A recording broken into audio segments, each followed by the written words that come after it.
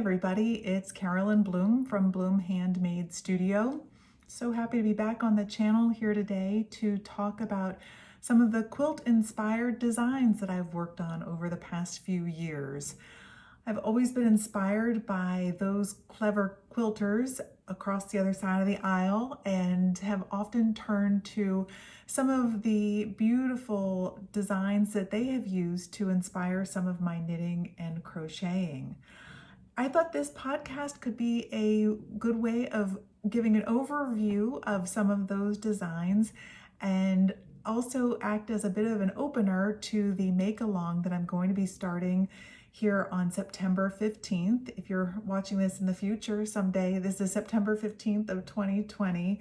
I thought it would be awfully fun to open up a very low-key make-along for folks who are interested in making one of those designs and doing it in a kind of collaborative sort of way. I did this in the late spring for Water Arcade, which is a crochet pattern of mine that was a lot of fun. I will say it was one of the few highlights of the spring as we were all dealing with coronavirus and all the havoc that it wreaked. It was such a treat to be able to go on to Instagram and see the water arcades unfolding as people were taking hook to yarn and seeing what they could do with their own water arcade vision. So I thought it might be fun to open this up for all the different designs that I've done that are quilt inspired. I have some knitting designs. I have those two crochet patterns, which I'm going to show you here.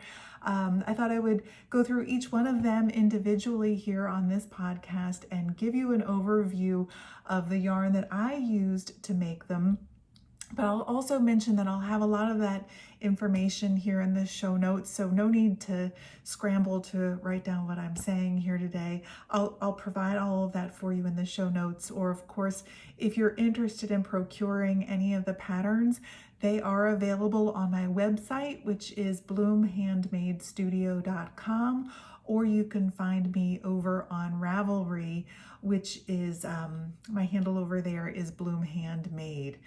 I'll mention now while I'm going through all the places where you can find me that I'm going to be doing the make-along predominantly on Instagram. I find that there are so many different mediums these days to connect with folks. It can start to become a little overwhelming and unwieldy to try and do a little bit of everything everywhere. So I'll be checking in with folks over on Ravelry, but for the most part, if you'd like to do the make-along, let's do so over on Instagram, and let's use the hashtag BHS Quilt Inspired. So Bloom Handmade Quilt Inspired, BHS Quilt Inspired as the hashtag, and that way I can be sure to find you. I'm going to run the make-along from September 15th through, I think, let's say maybe the end of November. That way you've got plenty of time, 2.5 months, to enjoy the project and not feel like it's a death march in any way to get it done. Some of them can take a little bit of time. If you do make one of the baby blankets, as an example, you might want that full 2.5 months to get her done. And I'll be checking in on Instagram to do some prizes and other fun things, and so stay tuned and watch that hashtag BHS Quilt Inspired. So without further ado, why don't I jump in and give you an overview of the different designs that I have that are quilt inspired and see if something inspires you.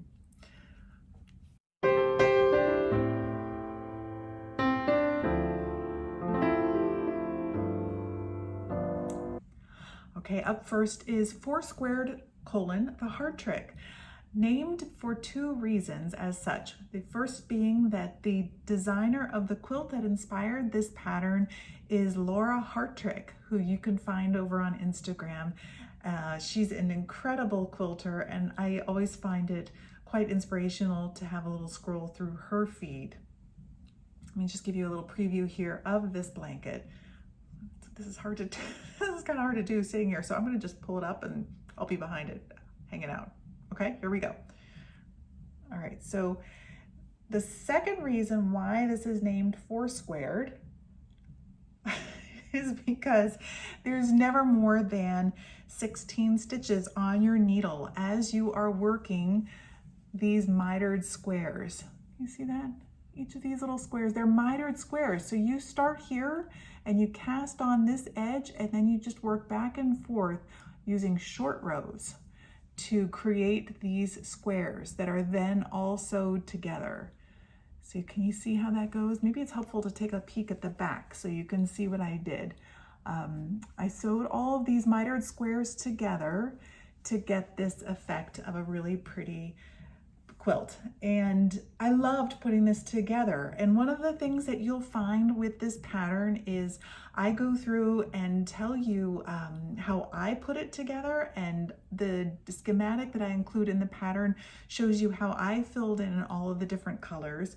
But what you can find is that if you like this design, like you like these pinwheels, and maybe you want to do an entire blanket just of pinwheels, which would be incredible, you don't have to do this bigger diamond here that I did in the upper left quadrant of my blanket. You could skip that part, because here is, if I zoom right in, you can see that this square is also just a mitered square, but I just shifted the colors so that I did 2 panels of the green and then came around and did the cream. It's the same technique.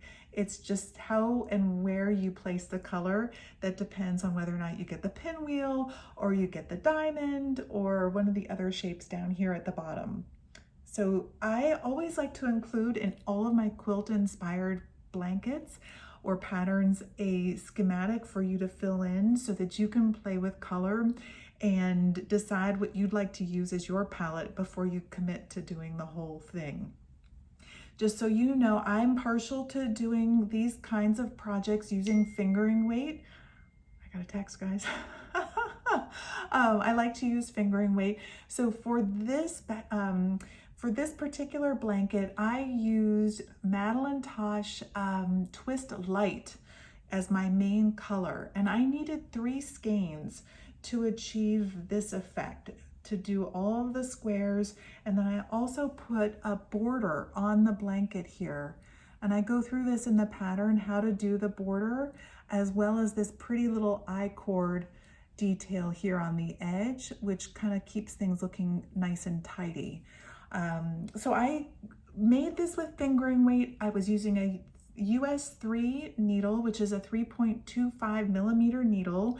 And I also used a lot of minis. This is a great stash. Actually, all of these projects are great stash busters. So if you've accumulated a lot of those wonderfully beautiful indie dyed minis that we all love to collect, or if you've got those little bits and bobs left over from projects that you've completed, these are great projects to use those up. Terrific stash busters. The final size for this blanket for my version is 34.5 inches by 34.5 inches. It's perfect for a baby blanket. I really think that you could have a lot of fun going with this. Got another text. I need to silence that. You could have a lot of fun with this as a baby blanket, but I also think it could be stunning as a scarf.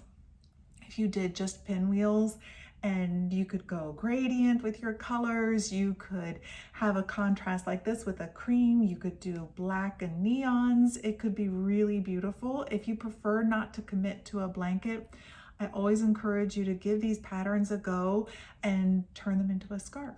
You can use the same techniques, but just go with a smaller scale. So I hope this helps. Oh, one other thing I'll mention here, guys, is that when I was sewing this together, I would encourage you to start in the middle. Start in the middle. When you start putting your things, your squares together, and you've got them all laid out in the exact order in which you want them to appear, if you start sewing them together from the middle, you can play with your tension in your sewing to make them lie flat, which can be half the battle or 3/4 of the battle even. So if you start in the middle and work your way outward, you can kind of pull on your pieces as you're putting them together and get them to lie flat. If you have any questions about that, once you get started sewing, you can always email me and I'll gladly help you out. to that end. My email address is Carolyn@Bloom Handmade Studio. Don't hesitate to use that if you have any questions about any of these projects or the particulars once you jump in and get started with them. So again, this particular one is the first quilt pattern I ever designed. It's called Kagan's quilt, or excuse me, it's called Four Squared, the Hartrich. It's available on my website and also on Ravelry.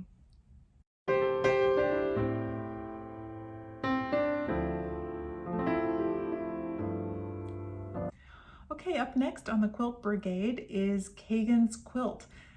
Boy, did I love working on this particular design. I was able to connect with the designer of the quilt, whose name is Kathryn Upitis. If you are looking for terrific inspiration, definitely check her out over on Instagram. At Upitis is her handle. I'll put that here as well so you can find her and find the exact quilt that inspired this particular design of mine. The reason I called this Kagan's quilt is that you have the K from Kathryn, who is the designer of the quilt, and then the Gan from Megan, who is the dyer behind Lichen and Lace. I really love her yarn, which is what I used here for this entire blanket. So all of the colors that you see here were dyed by Megan, and I think they play together so beautifully in each of these different squares. So let me just show you each of these individually. This is a star pattern. I'm going to zoom in here so you can see a little bit closer. Similar to the four squared blanket that I just showed you before, these are made with mitered squares, but they're slightly different. The short rows here are used to make just one block. So rather than working all the way around the square, you really are just working here from one corner to the other and then coming back around to finish off the square. So you make a triangle and then you pick up your stitches to turn that triangle into a square. I include all of the how-tos on that in the pattern. So if you're not familiar with working short rows, by all means, don't let that be a deterrent for you. You can find the information in the pattern, or if you are a student of YouTube University, there are loads of videos out there for short rows and many different techniques. And so spark that curiosity and take a look at some of the tutorials that are readily available. Before you know it, I'll probably record one of my own to show you exactly how I made mine. But in knitting, I truly believe that there's no right or wrong. If you prefer one technique over another, go for it. As long as you keep to the stitch counts here like I have, you'll have the same dimensions of your blanket and the same yardage will cover you just fine. So short rows are what I use to make the pretty star here in this quadrant. Then if you go to the next panel right here, this is a more simple chevron. This is a great one to get started with. If you just want to get familiar with the yarn and the feel of it on your needles, chevron is a super easy square to get going with. And I love how this particular panel allows you to really play with your colors. I liked kind of a bolder block to my stripes, a bolder blocking. You might find that you prefer to have your stripes be a little bit smaller. So you can really play around with that quite a bit in your variation of this. The next square to this quilt is, once again, you know this one, this is a pinwheel. So we're back to the larger square to really play with color here. And it's very similar to four squared, but you're just working on a lot of stitches to create a bigger pinwheel. So same concept, bigger scale. So once you've got that down, you're ready to go for four squared, or once you've done four squared, you're really ready to make that particular square of this blanket. And then lastly, this is actually the most rudimentary of all of the squares here on this blanket. This is simply working, it's a diagonal. So you've got increases on one side as you're working and increases on the other, and that's what allows you to have that effect of the stripes on the diagonal. I'll mention here again that I include a coloring page for Kagan's quilt in the pattern so that you can really play with with your colors before you commit, and you can mark that up and see how it looks before you get started with the actual knitting. I like to include that just because I know playing with color is one of my most favorite parts of the design process, and it's a lot of fun to explore possibilities before you even cast on. So again, this one is Kagan's quilt, inspired by Kathryn Upitis, and the yarn is lichen and lace. And I'll just mention here, I've got all the notes here. I'm actually reading off of Ravelry while I record this. This one turned into 37 inches by 37 inches. That's a nice square, perfect for a baby blanket, stroller blanket. It's really nice and warm. It's all garter stitch, so you've got a lot of squish and a lot of depth to this blanket. So it's a perfect gift as for someone you love, or even a family heirloom if you're looking to make something along those lines. And I needed a total of 2,100 to 2,300 yards to make this. All right, so Kagan's quilt, folks, this is another goodie for anyone looking to explore quilt-inspired designs.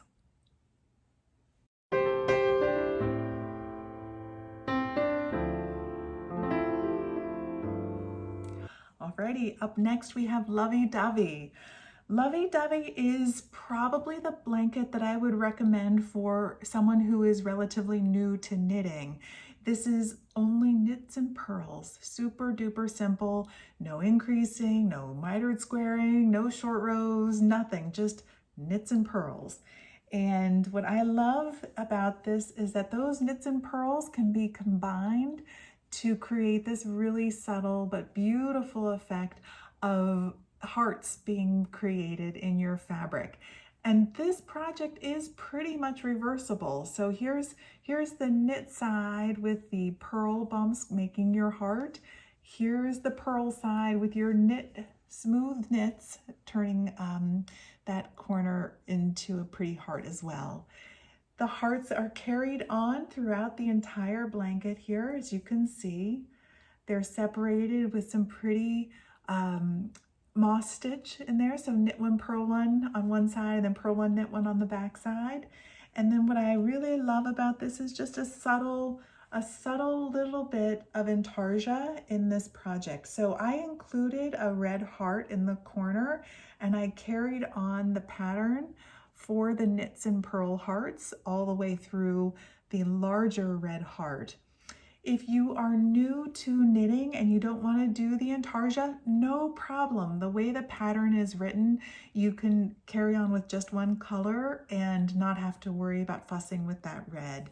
But I think it is a pretty little effect, and as you can see, even though it is intarsia, it's still relatively reversible because even this side is nice and tidy. So even if you're new to knitting and you're not really thinking you want to take on something as complicated as this, here's the dirty little secret about all this kind of more complicated stuff.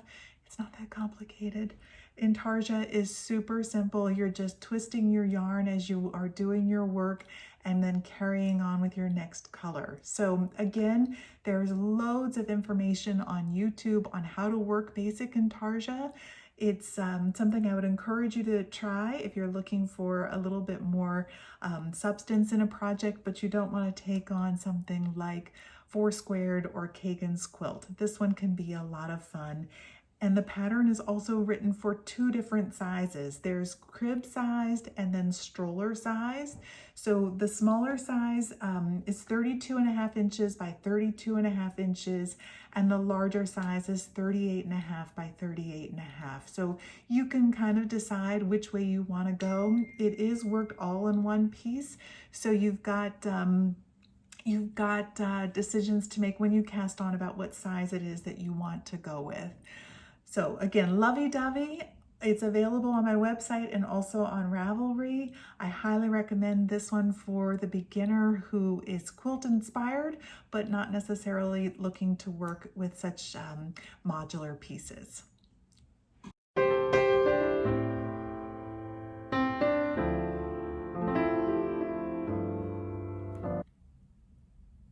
Okay, the designs I've shown you so far are all for knitters, but I have two additional designs that are for crocheters. The first one was actually inspired by that kitty game that I think every dentist in America has in his or her waiting room called Water Arcade. Perhaps you all know this one. It's literally a little plastic toy that you press the buttons on the bottom and these plastic balls go flying up into the water, and then you try and get the balls to fall into specific channels.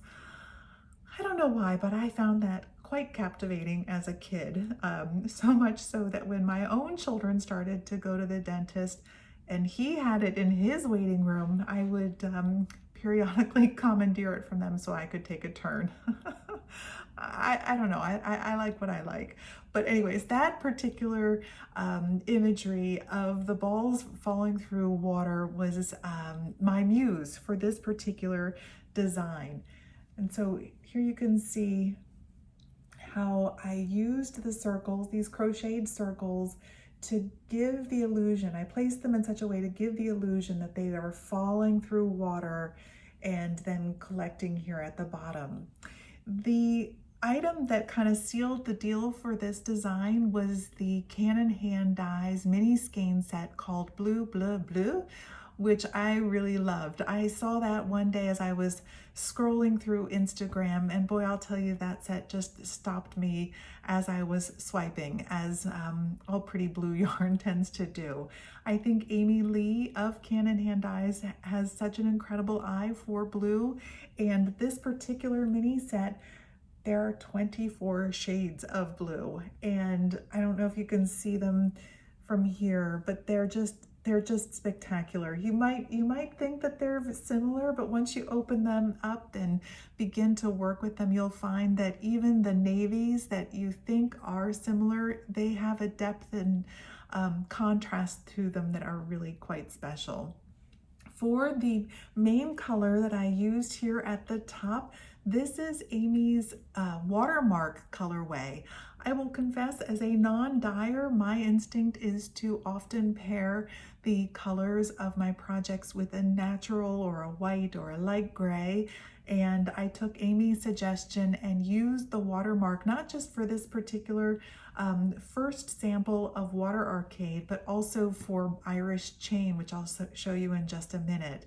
And I'm so glad that I did. I think that watermark it's such a pretty contrast to all the different shades that are in this blanket.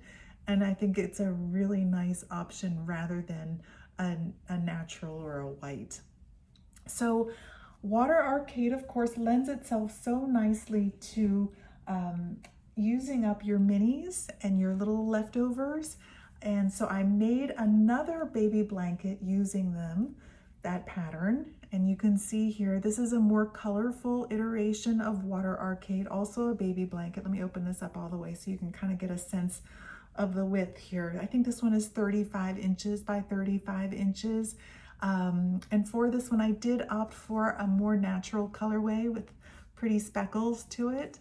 I'll put all the information on the yarn that I used as the mains here in the show notes, but you can also find it in the patterns available both on my website and on Ravelry.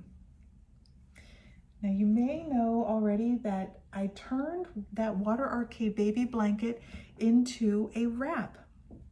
And I wore this to Rhinebeck a couple of years ago. This is Water Arcade the wrap, and I really love how this one turned out because it let me explore the idea of incorporating kind of an ombre effect into my crochet, starting here with these russets and browns and then working your way through some pretty yellows and gold, and then getting into some pinks and peaches, and then finally finishing here at this end with your reds, and then kind of getting into your browns and deep purples, which I really loved.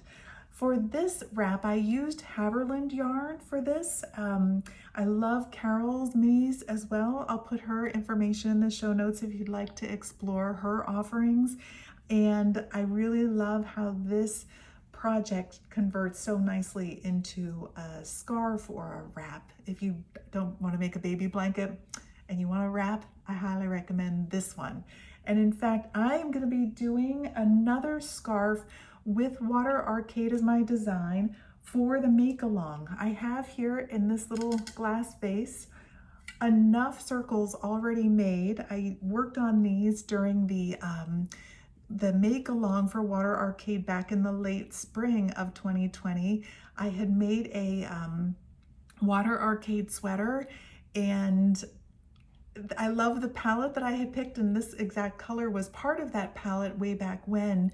But when I started putting the sweater together, things go sideways pretty quickly, folks, when you think about placement of this particular shade. So you kind of want to be careful when you make a sweater of Water Arcade. But I had, how many of these did I have made already? I think I had like 20 of this color made with anticipation of putting them into the sweater. But no, they weren't going to work. And so I decided, well, I'm not going to throw the baby out with the bathwater. Why not just kind of make some more of these circles and turn them into a project down the road. So I've got enough of the circles. I just need to make the diamonds and the border to turn this into another one of those wraps. And I'm gonna go, I think I'm gonna put them together on the bias, on the diagonal, and stripe them. I think that's what I'm gonna do, we'll see. And so I would love your company as I work on that particular variation of Water Arcade. Maybe that's the pattern that you'll decide to do for the make along. Okay, I've got one last pattern, Irish chain. Let me get that for you.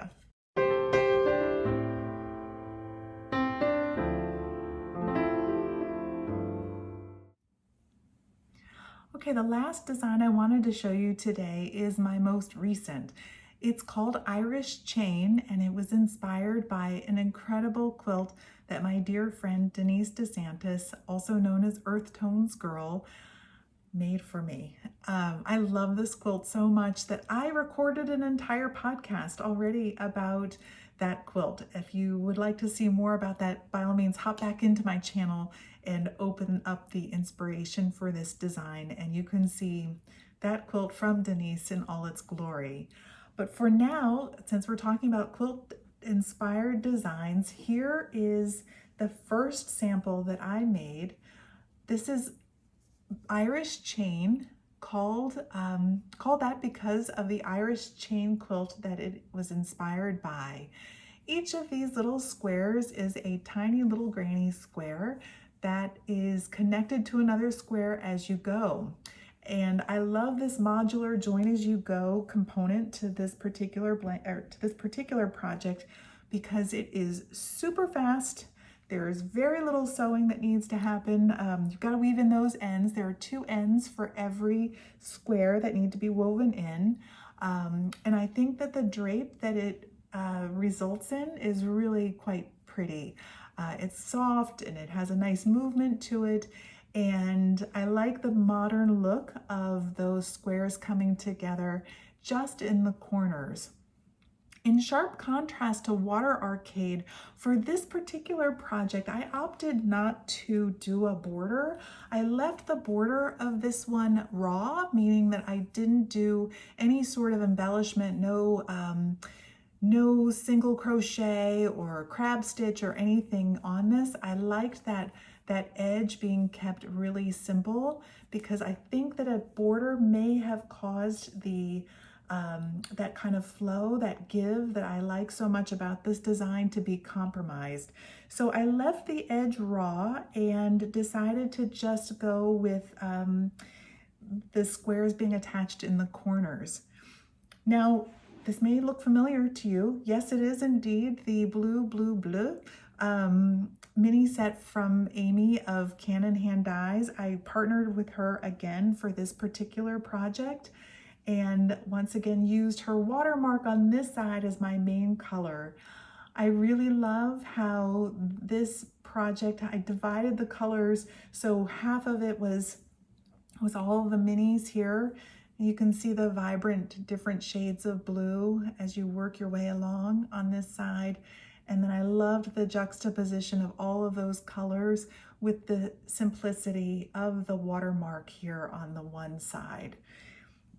I went this way because I really liked this notion of kind of where we are right now as a country. I like the notion that you can have opposing views and have really strong opinions on one end or the other, but we're most beautiful here in the middle where they meet. So that was kind of the inspiration behind the way I laid out the colors for this particular sample. Now this is a very specific look. I think that this design lends itself to any number of options, which is why I wanted to show you today another choice that you can have. I've turned the design into what is ultimately, let me back up here so you can kind of see the whole thing. This is going to be the cover to a pillow. And again, it's the same idea, little tiny granny squares joined at the corners to create this kind of modular blocked effect. And I have on our couch right now 2 navy pillows that are very plain, which I've been wanting to cover them for a really long time. So I'm excited to finish the partner to this one. This is something else I'll be working on during the make along, is the back for one of the pillows to go with this.